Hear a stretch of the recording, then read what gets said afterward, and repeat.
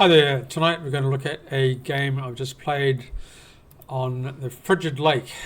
This is the Celts versus the Goths, I think.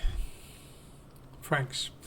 Alright, so the Frigid Lake is the lake around your town centre here, which is frozen at the beginning of the game and melts as the game goes on. So you've only got this area for a short time. Have to make the most of it. And so you've also got a lake in the middle here, which as it unfreezes releases more fish, as you can see. So a good strategy for this game is to start building fishing villages so you can go fishing. This doubles your villages effectively. Your people convert people who are fishing and producing food. Now we're being chased here by one of their men, and what we're going to do is we're going to retreat into a town centre, and he's going to get killed off. And we'll go back. So we've lost a bit of production time, but we've killed his scout. So basically we put his eyes out for a little while. He doesn't know what's going on. So 33 villages each, but I've got 3 soldiers, 2 spearmen and 1 scout cavalry. So what I'm going to try and do is do an early rush and spoil his development if I can. So I've got a few men scattered around over the place, which is probably why I have a higher score here. The score is partly dependent on how much of the map you've explored, also on how many villages you have and the size of your army.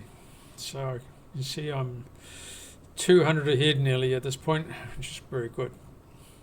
And what I'm doing now is to produce an archery so that I can produce archers, and also producing a couple of fishing boats now that I've got my fishing village here.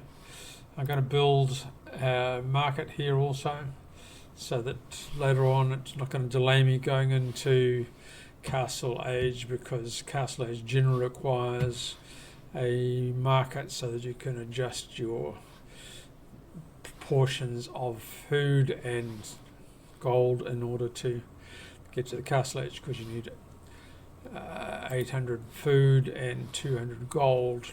You also need a couple of buildings, one of which is the market and the other which is a gold blacksmith, not a goldsmith, a blacksmith. So here we are. We've got our men scouting around here, and we have a look in here. His villages are very vulnerable. He actually, if you look up here, he doesn't have any army at all. The middle row here is a military count comparison bar, and I've got it all. So he's got no army. So it's an opportunity there to get in there and kill villages and stop his development. Now 500 ahead. Okay, so my army is gathering. The storm is gathering there.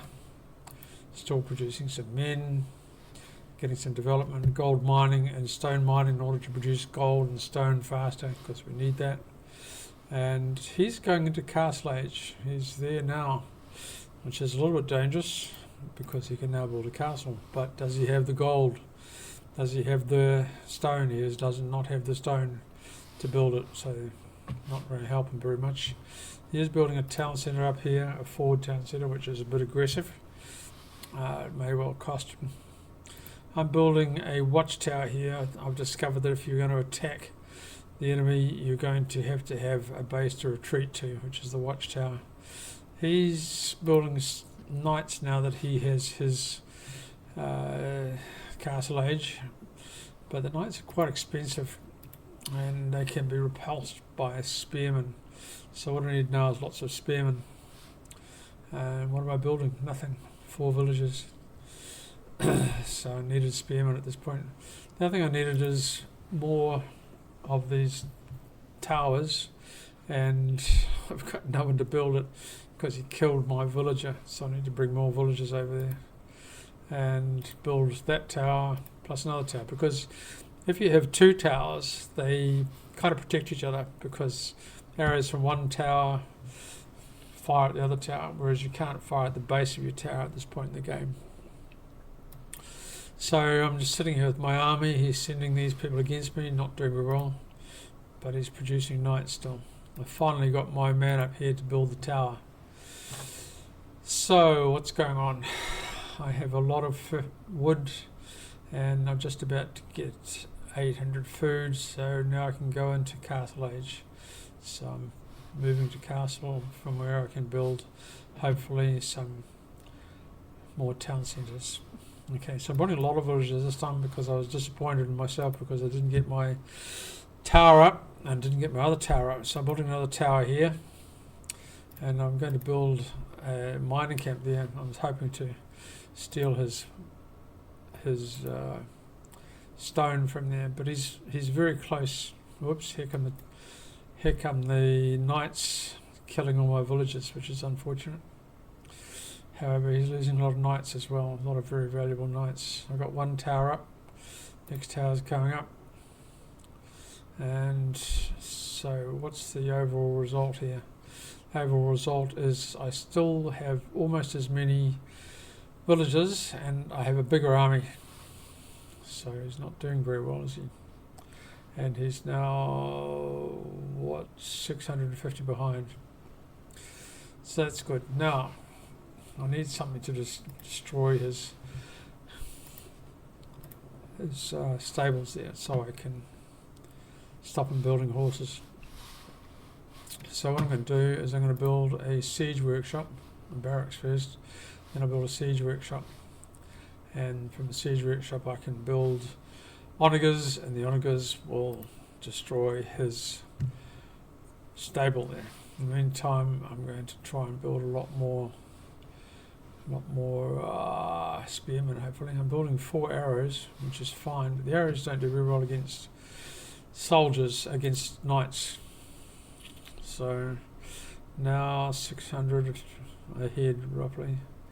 More like 700 ahead, maybe 800. So that's good. So I've now built the barracks here. I can develop pikemen, which makes the pikemen more effective. I want to make sure spearmen more effective. Spearmen turns them into pikemen, in fact. So still got a lot of big army here. He's throwing his people at me, not doing very well. But he's built up his. Notice the top bars is the value. It represents high value items, and that's because he's got these battering rams and also an onager over here. I've not managed to build any onagers yet, but I'm still now 900 ahead. Notice I've now got 3 towers here, and they all protect each other. So anybody coming in here, attacking this tower, gets attacked by 2 other towers. I made a bit of a mistake here because I sent these pikemen after his onager, and I gave up. But he was very nearly dead, and I could have killed him easily. Now he's going to come back and kill my soldiers. So that was a mistake. You live and learn, don't you? And so what's the situation now? Big army, about the same number of villagers, 46 versus 39. Who's got? Actually, but I've got fishing ships, which count as villages because they produce food. So 45 altogether, villages plus ships, against his 46, so that's very close. I'm now building my siege workshop, if you notice here, and I'm hoping to get a bit annoying with that. What else am I building? 10 cavalry archers, which turned out to be a bit of a disaster, as you'll see shortly. So he's still throwing those soldiers at me, which I think is a bit of a waste, but I guess he's got to do something. And I've now got my siege workshop. I'm building a mangonel. I'm going to need more. I've made a mistake here because look at all this gold I've got. I've got too many people digging gold and not enough people making wood, because if I'm going to buy the wood, it's very expensive. Buying wood at this point is it's not going to tell us, but it's going to be quite expensive. Anyway, this is really irritating, having all this stuff further forward against his positions, because it's limited his ability to counterattack here. I built a monk, a church there, what do you call it? Monastery, that's the one. And I'm going to build a few monks there. So I have a relic there. There are also relics over there, and down here, if I manage to get to it. So now I'm trying to build a castle, which is very exciting, because if I can give this castle up, he might as well give in, because the castle will attack his stables and also his town centre there. So I've got a lot of soldiers around here protecting this castle, and I'm hoping I can get it up. So I just brought a whole lot more villagers in here. Well, 5, not a lot, is it? Possibly could have bought more and been a bit more aggressive, but hopefully it's going to be enough. It's got a couple of scorpions here which are nasty, but they're going to get attacked by my towers. I've got reinforcements coming in here. I've got cavalry archers coming in. I've now got finally a mangle, which is going to mangle some of these people, and the mangles are quite effective. You have a look there, their attack is 40, so they can kill several soldiers at once. If you have a look at this town centre has a total defensive value. You have 2,400. So this needs 2,400 divided by 40, 60 shots from my mangonel to kill it. He's building some knights over here, which is going to be a bit nasty, because they're going to attack my village shortly. Still haven't got my castle up. It's nearly up. You can see from the little good line up here that it's nearly done, but he's still picking off my villagers before they can do much work, because he's desperate to stop me building. I've got my onager here again, building another onager. Still got too much gold, not enough wood, not enough food. Of course, if you've got wood, you can turn into food. So I'm sending some of these gold diggers over to dig wood. I should have sent them all over, mistake. So I got the castle up here now, which is going to kill everything within this radius here. You can see this radius. That's his kill zone. And he's desperately sending these soldiers over to my town centre, hoping that's going to make me give up. However, I'm going to build another castle over here, so that these two castles can protect each other, and so that when I get into Imperial I can build twice as many trebuchets. The trebuchets are the things that really do the damage in this game. So he's attacking my little town centre unaware, unbeknownst to me. Got a couple of knights here which I could use to attack his knights. One of them will actually attack his knight and kill one knight, but he's got another 4 knights coming behind, so not going to help me very much. What I did then was to build some in here, build some villages and leave them inside the town centre so they're going to attack that knight. What's happening over here? We've nearly got this town centre done. This town centre is not particularly useful to him, except that it provides housing for 15 villagers and soldiers. So if I take that down, he's got to go and build another one, which is irritating for him. So we've got these knights in here. The knights have quite a high, they hit 10. They've got 2 defense against swords and 2 defense against arrows, so they're quite powerful.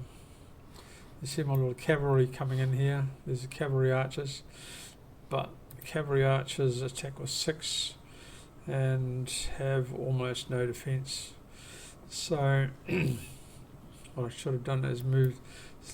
The idea is you volley and you move it away and you volley again, which I didn't do, which is a mistake. So what I need to do now, because you're going to kill all my cavalry archers, is I need to build some spearmen or pikemen, as they now are, over here to go and kill his soldiers. This town centre is nearly down. It is down. I have a lot of idle villagers because they're trapped in this town centre because of his knights. So that's a major problem for me, but I'm still well ahead. 47, I'm now 1200 ahead here, possibly because of the 2 castles.